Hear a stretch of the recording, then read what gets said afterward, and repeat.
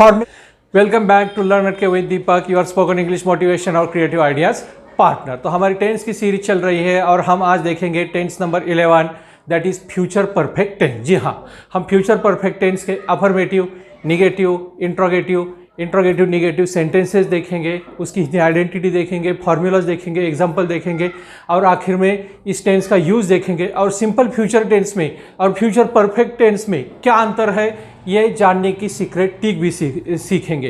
तो कोशिश करें कि आप ये वीडियो अंत तक देखेंगे। तो चलिए आज का वीडियो शुरू करते हैं। फ्यूचर परफेक्ट टेंस, उसकी अफर्मेटिव सेंटेंस की हिंदी आइडेंटिटी पहले देखते हैं। हिंदी आइडेंटिटी है वाक्य के अंत में चुका होगा, चुकी होगी, चुके होगे, चुका होगा जैसे शब्द।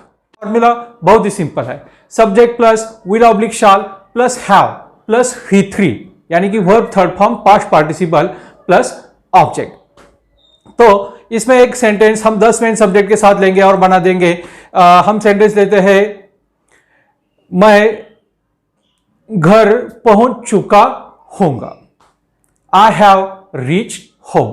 इसमें टाइम भी आता है, फिक्स टाइम आता है, बाय 3 PM, बाय नाउ जैसे कि। ओके, तो पहला सेंटेंस हमने लिया। दूसरा हम वी के साथ लेंगे, हम घर पहुंच चुके होंगे, we will have reached home. तुम घर पहुंच चुके होंगे, you will have reached home. आप घर पहुंच चुके होंगे, you will have reached home. यहां पे यू पहला सिंगुलर है, दूसरा प्लूरल है। वे घर पहुंच चुके होंगे, they will have reached home.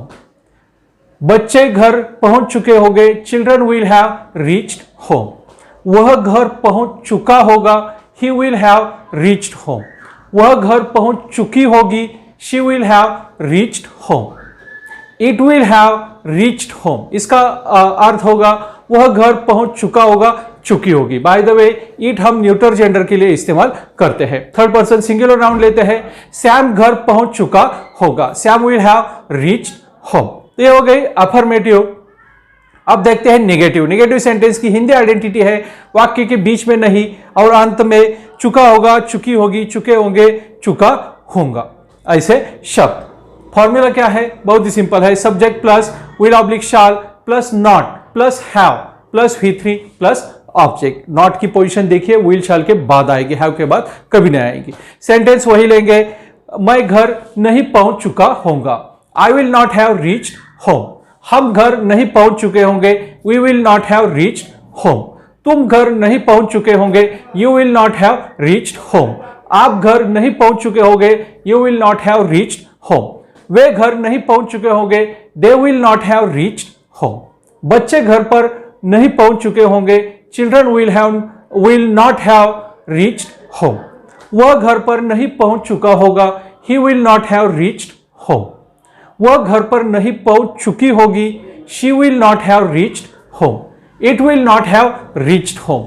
Sam घर पर नहीं पहुंच चुका होगा, Sam will not have reached home. तो ये हो गया निगेटिव। अब देखते हैं फ्यूचर परफेक्ट टेंस का इंट्रोगेटिव। इंट्रोगेटिव की हिंदी आइडेंटिटी है वाक्य की शुरुआत में क्या और अंत में चुका होगा, चुकी होगी, चुके होंगे जैसे शब्द। फॉर्मूला क्या है?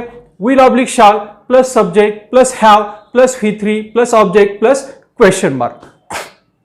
तो इस फॉर्मूला के साथ हम वही सेंटेंस लेंगे, क्या मैं घर पहुंच चुका होऊंगा, will I have reached home question mark. क्या हम घर पहुंच चुके होंगे, will we have reached home. क्या तुम घर पर पहुंच चुके होंगे, will you have reached home. क्या आप घर पर पहुंच चुके होंगे, will you have reached home. क्या वे घर पर पहुंच चुके होंगे, will they have reached home.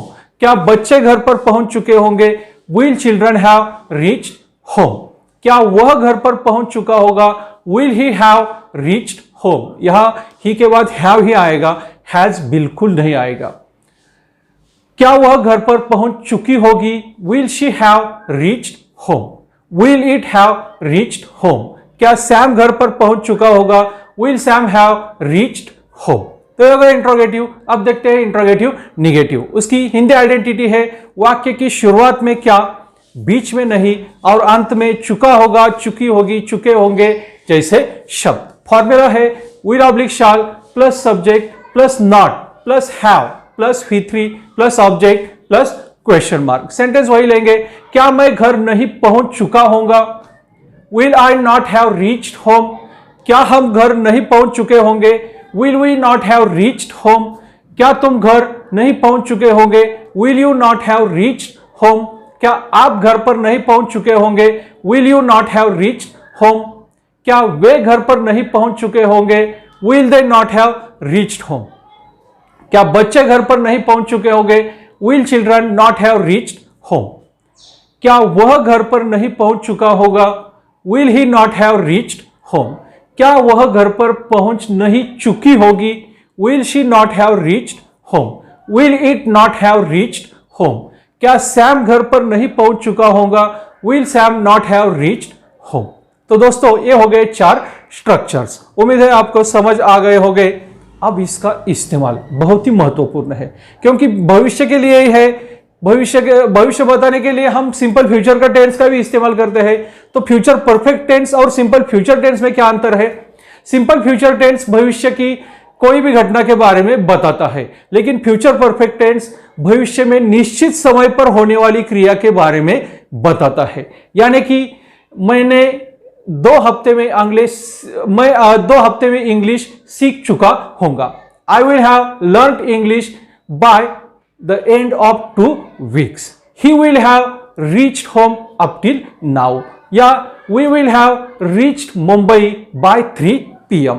ऐसे एग्जाम्पल्स आएंगे निश्चित समय पर होने वाली क्रिया। दूसरा जो इस्तेमाल है फ्यूचर परफेक्ट टेंस का, वो है जनरली किसी भी क्रिया के बारे में अगर वो उसके लिए निश्चित समय दिया है तो उसको फ्यूचर परफेक्ट टेंस में हम व्यक्त करेंगे। तो दोस्तों ये हो गया फ्यूचर परफेक्ट टेंस। आपने सिंपल फ्यूचर और फ्यूचर परफेक्ट टेंस में अंतर जान लिया होगा।